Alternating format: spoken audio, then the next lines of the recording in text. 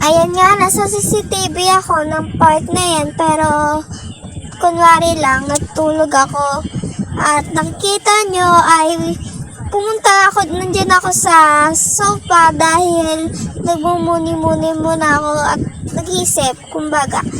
Ayan, habang nag-iisip ako, syempre, may naisip na ako, kailangan ko pala mag-breakfast para may laman yung aking tiyan. Ayan, naghanap ako sa ref ko anong pwede kong makain. At ayun, ang nahanap ko pala ay gatas. Yan ang nahanap ko rin yung gatas. Syempre, katapos niya na tumingin muna ako sa garahe. At yun, walang laman. Walang laman ang garahe. Wala tayong magagawa. So, pumunta na ako sa CR para mabango tayo. Pag lumabas, nag-bathroom na ako, ay naligo na ako. At syempre, huwag nating kakalimutan ang maghugas ng kamay. Kailangan natin maghugas ng kamay para malinis tayo. At mag-toothbrush. Hygienic kasi ako eh. So, nag-hygiene ako. At nagsuklay. Nagsuklay ako para maayos ang aking buhok kahit di naman naaayos sa part na yan. Siyempre, pagtapos kong magsuklay, ay pinatay ko ng ilaw. Tipid kasi tayo sa ilaw ngayon.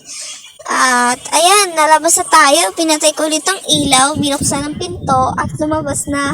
Bala ko pala ay pumunta sa pagkainan at sa grocery para meron tayong pagkain. At makakain din tayo dahil gatas lang ang aking minom. Gabi na pala sa part na yan at wala nga laman yung garahe natin. Kaya naglakad na lang ako, safe naman siguro. Yan, may pagkain na akong in-order.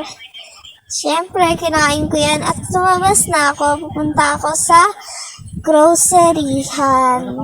Ayan nga, habang naglalakad ako, meron pala akong nakasalubong. Ayan na. Siyempre, mag-grocery tayo. Gumawa ako ng cart at nag-ikot kung anong pwede kong mabili. Bumili nga ako dyan ng gatas pero nakatingin sa ice cream. Nag-ano ng saging at pumili ng mansanas. Siyempre, nagbayad sa cashier at umakyat pa talaga. Ayan na. Pauwi na ako sa part na yan. Dahil gabi rin, anong oras na yan? Pumasok na ako sa bahay at mag-aayos na ako ng mga pinamili ko. Ayan, naayos ko na. Nakikita nyo naman siguro, di ba? Tapos kung ayusin ito, magpapalit na ako ng damit sa kwarto ko dahil naglalagkit ako pag lumabas ako. Kung sino nakakaranas dyan, alam niyo yan.